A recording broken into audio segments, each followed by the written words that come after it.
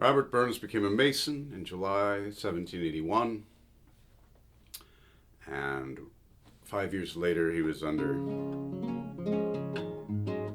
threat of having to emigrate from Scotland, and he wrote this piece called The Farewell to the Brethren of St. James's Lodge, Tarbolton. Tune, Goodnight and Joy be wi' you a'. Adieu, a heart warm fond adieu, dear brothers of the mystic tie, ye favour'd, ye enlightened few, companions of my social joy. Tho I to foreign lands must I, pursuing fortune's slidd'ry bow, with melting heart and brimful eye, I'll mind you still, though far o'er. Oft have I met your social band, and spent the chearful festive night, oft honoured with supreme command, presided o'er the sons of light, and by that hieroglyphic bright, which none but craftsmen ever saw, strong Mem'ry on my heart shall write those happy scenes when far o'er.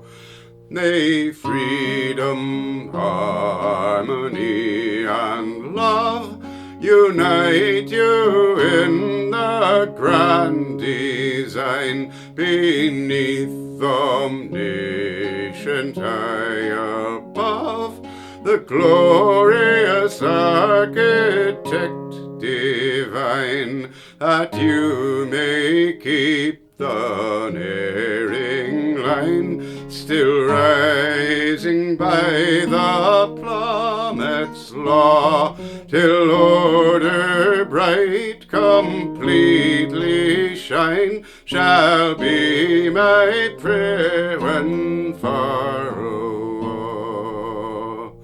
And you farewell, whose merits claim justly that highest badge to wear. Heaven bless your honoured noble name, to Masonry and Scotia dear.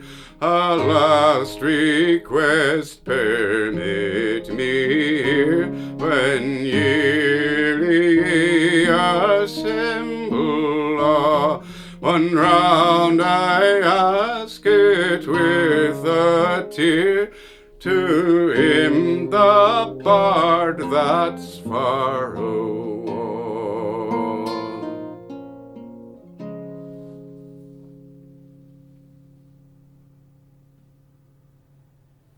So Burns published this in his book later in 1786, called Poems Chiefly in the Scottish Dialect. The book was such a hit that it saved him from the fate of having to emigrate to Jamaica. So the tune Goodnight and Joy be wi' you a', I've taken it from William McGibbon's collection of Scots tunes, book 4. Beautiful setting. So the phrase "good night and God be wi' you a'" dates to, was supposedly written by, but it's probably a broadside written about Thomas Armstrong, borderer, who was executed in Edinburgh for the murder of the warden of the Middle Marches, Sir John Carmichael. Those borders were rough.